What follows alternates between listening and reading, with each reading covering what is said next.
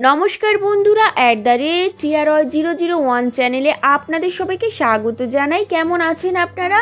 আশা করি মা ষষ্ঠীর অশেষ কৃপাতে আপনারা সবাই খুব ভালো আছেন।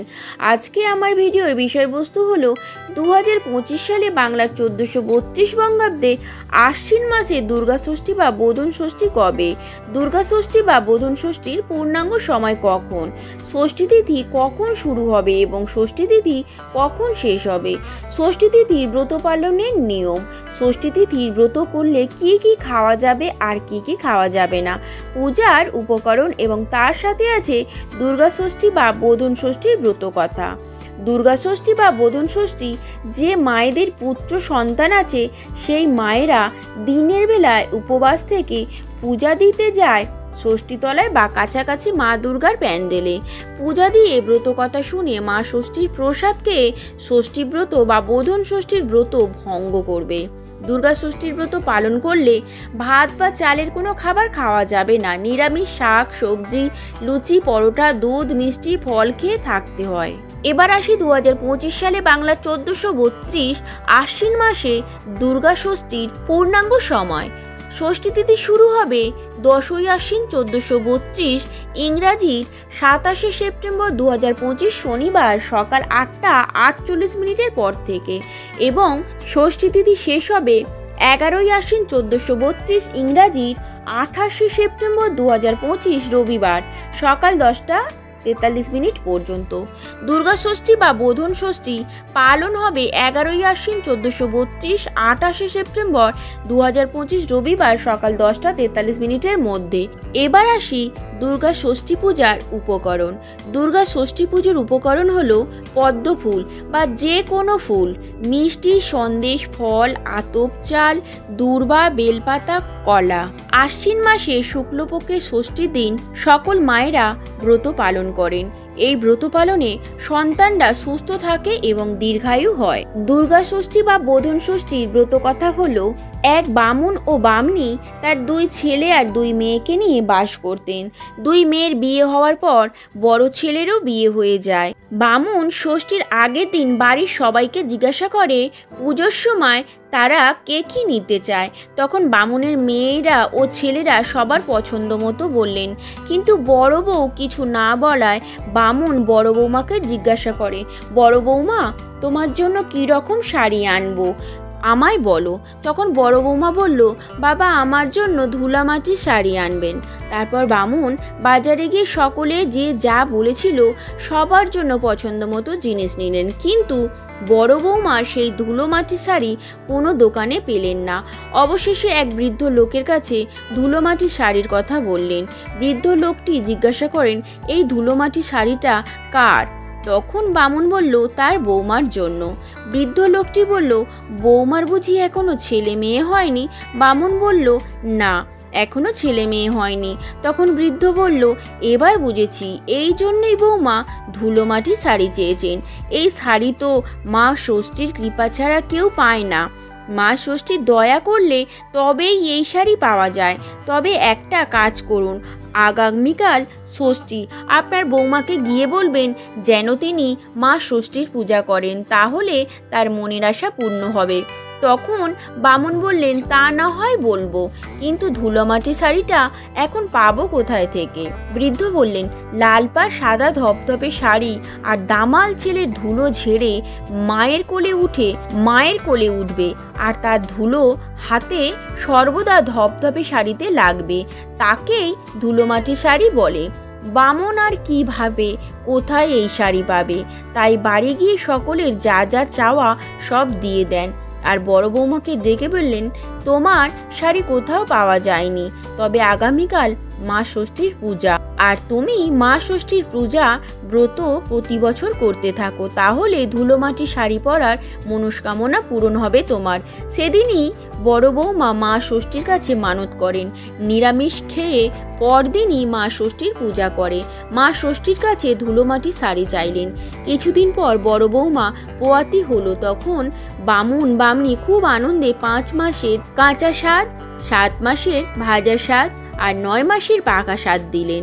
10 মাস 10 দিনে একটি ফুটফুটে চাঁদের মতো পুত্র সন্তান হলো। এদিকে বামুনের অনেক ঐশ্বর্য বাড়তে লাগলো আর বাড়িতে সুখ উপচে পড়লো এবং পরের বছর শাশুড়ি ও ননদদের নিয়ে ঘটা করে মা ষষ্ঠীর পূজা করলেন। এরপর ননদরাও মা ষষ্ঠীর কৃপায় ননদের ছেলে মেয়ে হলো আর দেওরের জমিদারের মেয়ের সাথে বিয়ে হলো। তারপর বামুনের বড় বৌমা উঠানে দাঁড়িয়েছিল। হঠাৎ তার ছেলে ধুলোর উপর দিয়ে হামাগুড়ি দিতে দিতে এসে মায়ের আঁচল ধরে দাঁড়িয়ে ওঠে। বড় বৌমা ছেলেকে বুকে তুলে নিয়ে চুম্বন করলো আর তখন বড় বৌমার সাদা ধপধপে শাড়ি পরেছিলেন, সেই শাড়িতে বাচ্চাটির হাতের ধুলো লেগে গেল। তখন বামনি তাড়াতাড়ি বামুনকে ডেকে দেখালো। তখন বামুন বলল, এতদিনে মা ষষ্ঠীর কৃপায় বৌমার ধুলো মাটির শাড়ি পরার মনস্কামনা পূরণ হলো। বৌমার লজ্জায় তখন আস্তে আস্তে ছেলেকে নিয়ে ঘরে ঢুকে গেল। আর তখন থেকেই এই ব্রতের কথা চারিদিকে ছড়িয়ে পড়ল। এই ব্রতের পিছনে আরও একটি কাহিনী আছে যা অন্যান্য দেশের। সেদিন ছিল আশ্বিন মাসের শুক্লা ষষ্ঠী। সেদিন জয়া বিজয়া মা দুর্গার গায়ে তেল হলুদ মাখিয়ে মা দুর্গার গা থেকে ময়লা তুলছিল। মা দুর্গার ময়লা একত্রিত করে তাই দিয়ে একটা সুন্দর পুতুল তৈরি করে আর পুতুলটা হুবহু একটা বাচ্চা ছেলের মতো। আর সেই সময় নারায়ণ সেই পথ ধরে যাচ্ছিলেন। নারায়ণের অনেক দিনের শখ ছিল মা দুর্গাকে মা বলে ডাকবেন, কিন্তু মা দুর্গার গর্ভে জন্ম নেবার কোনো উপায় পাননি। তখন নারায়ণ দেখলেন এই ঠিক সময়। তখন তিনি ওই পুতুলের ভিতর আবির্ভূত হন এবং দুর্গাকে মা বলে ডেকে উঠতে জয়া বিজয়া ও মা দুর্গা চমকে উঠলেন। পুতুলটা মা মা বলে ডেকে উঠতে মা দুর্গার মন আনন্দে ভরে উঠল। তিনি তখন পুত্রকে কোলে নিয়ে মহাদেবের কাছে গিয়ে দেখাতে যান। তখন মহাদেবের সাথে পুত্র কার্তিকও ছিলেন। দুর্গার কোলে পুত্র দেখে মহাদেব মা দুর্গার কোলের পুত্রকে কে সেটা জিজ্ঞেস করলেন। তখন মা দুর্গা সব কথা খুলে বললেন যে জয়া বিজয়া আমার গায়ে তেল হলুদ মাখাতে মাখাতে আমার গায়ের ময়লা আর সেই ময়লাতে একটি পুতুল তৈরি করেছিলাম। এই পুতুলটা জীবিত হয়ে আমায় মা মা বলে ডাকে। এটা নিজের ছেলে বলে পরিচয় দেন মা দুর্গা। আর তখন মহাদেবও খুব খুশি হয়ে যান আর এতটাই খুশি হন যে মহাদেব তার ছেলেকে দেখানোর জন্য সমস্ত দেবতাদের নিমন্ত্রণ করেন। কিন্তু সব দেবতারা আসবেন বললেও শনিদেব কিন্তু আসতে অস্বীকার করেন, কারণ শনিদেব বলেন যে তিনি যদি মহাদেবের পুত্রকে দর্শন করেন তাহলে সেই পুত্রের মুন্ডু উড়ে যাবে, তাই তিনি আসতে পারবেন না। তবুও মহাদেব আসতে বলেন। তাই অন্যান্য দেবতাদের মতোই শনি ঠাকুর আসেন। আর যখনই শনি ঠাকুর পুত্রের মুখ দর্শন করলেন তখনই পুত্রের মুখ উড়ে মাটিতে পড়ে যায়। এদিকে মা দুর্গা অত্যন্ত রেগে গেলেন এবং শনি ঠাকুরকে কাটতে যায়। তখন সকল উপস্থিত দেবতারা বাধা দিয়ে বললেন শনি ঠাকুর যে অমর, তাকে কেউ মারতে পারবে না। তখন মা দুর্গা সকল দেবতাদের কাছে প্রার্থনা জানায় তার পুত্রকে কিভাবে ফিরে পাবে। তাই সকল দেবতারা মহাদেবের আরাধনা করতে লাগলেন। তখন মহাদেব নন্দীরাজকে বললেন, ত্রিভুবন খুঁজে দেখো এমন কোনো মা তার সন্তানের থেকে বিপরীত দিকে মুখ দিয়ে ঘুমাচ্ছে, তাহলে সেই বাচ্চার মাথা কেটে আনো। তখন নন্দী ত্রিভুবনে এমন কোনো মানুষ পশু পাখিকে দেখতে পেলেন না মা ছেলের উল্টো দিকে মুখ করে ঘুমাচ্ছে। প্রত্যেকে তার সন্তানকে আঁকলে সযত্নে রেখেছেন। সেই সব দেখে দুঃখে নন্দী ফিরে আসার সময় দেখলেন একটা সাদা হাতি তার বাচ্চার থেকে উল্টো দিক করে ঘুমাচ্ছে। তখনই নন্দী বাচ্চা সাদা হাতিটার মাথা কেটে আনে এবং মহাদেবের হাতে দেন। কিন্তু সবাই অবাক হয়ে যান এবং চিন্তা করছে এ কেমন করে সম্ভব, হাতির মাথা কেমন করে ছেলের মাথায় জুড়বে। কিন্তু এদিকে সময় শেষ হয়ে যাচ্ছে। সেই সময়ের মধ্যে নারদ বললেন যে আপনি যদি এখনই এই মাথা জোড়া না লাগান তাহলে এই বাচ্চাটাকে আর বাঁচানো যাবে না।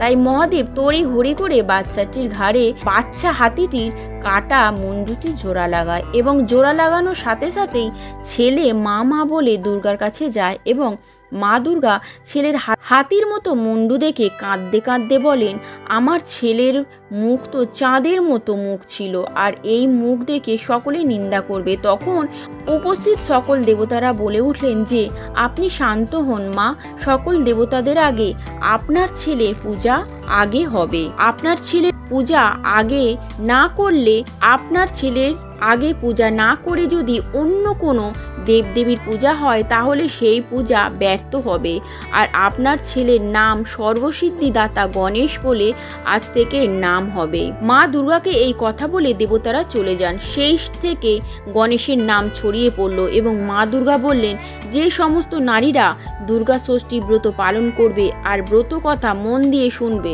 তাহলে তারা আমার মতো পুত্রবতী মা হবেন। সেদিন থেকে দুর্গা ষষ্ঠী প্রচার হলো জগতে।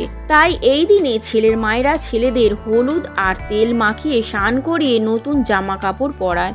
আমার ভিডিওটা এই পর্যন্ত। ভিডিওটা ভালো লাগলে একটি সাবস্ক্রাইব করে পাশে থাকা নোটিফিকেশনের ঘন্টাটি বাজিয়ে অল করে দেবেন আমার নতুন নতুন ভিডিও আপডেট পাওয়ার জন্য, এবং লাইক কমেন্ট করে পাশে থাকবেন। আর অবশ্যই মা ষষ্ঠীর অশেষ কৃপা পেতে কমেন্ট বক্সে লিখুন জয় মা ষষ্ঠী।